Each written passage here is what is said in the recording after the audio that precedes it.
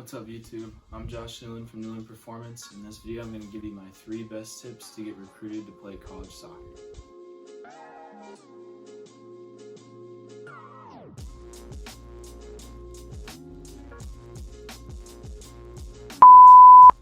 If you want to play at the next level, these are the 3 biggest things you need to be doing. Number 1, put yourself out there. You have to email them first, introduce yourself at camps, reach out to them first. This isn't dating. Don't play games. Don't play hard to get. Nothing great in life is just going to fall in your lap. And the best opportunities are not just going to come to you. You're going to go find them. So be bold. Don't be afraid of the coaches. I know it can be kind of intimidating at camps. They all look like they have their arms folded, sunglasses on, a hat on. They're just standing there looking like they're judging everybody. But they're just like anybody else. You go up and introduce yourself, they're going to listen to you, listen to what you have to say, and it's going to mean a lot more if you go up to them first rather than them having to come after you. And if you're the one that does it first, it shows them that you have interest in them, because they don't want to waste time chasing after players that don't have interest going to their school. It's just something I believe is so important in life in general, of put yourself out there. Your dream job isn't going to be looking for you. You have to be looking for it. You're not good enough for these D1 coaches to come chasing after you and be drooling over you. You're just not. 99.99% of players are going to have to reach out to those schools. Yeah, you might have some JUCOs, NAIs, D3s come after you, find you at a camp first. But especially if you're trying to play those higher levels, you got to reach out to them first. And start doing it early. Email, like your sophomore year, start sending out emails to schools. Make a list of a bunch of schools. Don't be too picky. Email them. Let them know who you are. Let them know why you're interested. There's a lot of players that they think they're too good for D3 and AI. I'm so good, I'm going D1, D2. All of a sudden, senior year rolls around.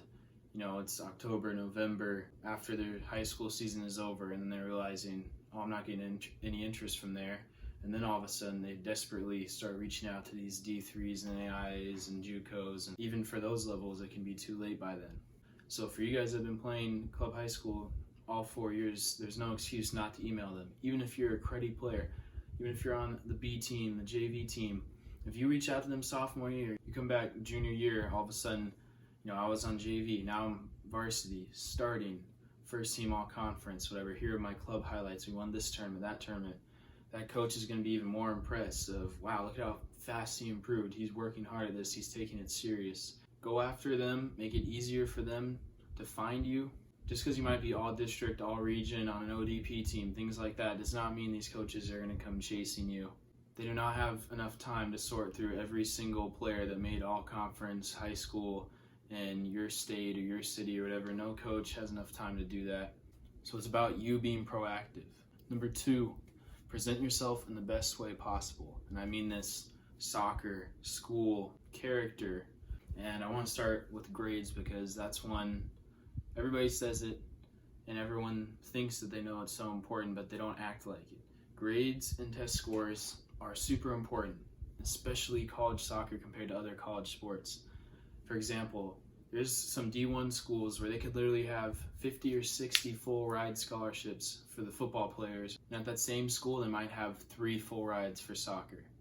And I just think it's best to assume you're not going to get any scholarship money based off athletics, because it's not safe to assume that in college soccer. That way you're motivated to keep your grades and your test scores high. And the reality is, most of your scholarship money is going to come from academics. I mean, D3, we have literally no athletic scholarships available. D2 and D1 level still isn't. Like, these guys are getting full rides, half rides. Barely anybody on the team is getting that kind of money to play. And the ones that are probably the best of the best guys, and the biggest prospects are going to be getting those kind of scholarships. And for example, there was a D2 coach I talked to at Colorado State Pueblo, and he said the average player in scholarship there gets $3,000 a year. And that school costs, I think, about $20,000 a year. So that's just a fraction of the total cost. And it's honestly just better to invest in academic scholarships, because if you get injured or if you have a bad season, your scholarship can change every year. And then presenting yourself in the best way soccer-wise. Play your style at camps. Don't get intimidated by these coaches. They might look mean and judgmental at first, but they really aren't. Have fun. Enjoy yourself. When you're sending out your email, some people feel uncomfortable about bragging about their achievements or things like that. Don't be cocky. Just tell them, these are my awards. this is the team I'm playing on, here are my highlights, here are, if you did get all region, all conference, if you won a big tournament, things like that, let them know that. At camps, play your best, be confident, be vocal, be a good teammate, and then character. Be polite and be respectful when you're talking to coaches over email or in person. Be formal, even if you're not like that in real life. That just leaves a good impression. Address them by coach or sir. Say, hi, Coach Collins. I'm blah, blah, blah from blah, blah, blah. Just leave good impressions on everyone you meet. And when it comes to social media, some people are telling people that, every coach that's recruiting you is going to scroll through every tweet you've ever tweeted. No, they're not that extreme. But again, just play it safe. Just play it safe. Don't post anything if you don't want your grandma to see it, you probably don't want your future college soccer coach to see it. Play it safe, play it smart. If this is really your goal and your dream, don't do things that jeopardize that. So just present yourself in the best way possible to these coaches. You want to be an all-around good guy. They don't have to worry about your grades, because being ineligible is literally the worst thing. If you can't play, there's literally no point in that you being on the team, let alone getting scholarship money. And just being a good guy, having good character. And then number 3, final tip, use your connections. And I don't mean this by pester your club and high school coach and make them email every coach for you. No, but use your connections. You never know who knows who at whatever university.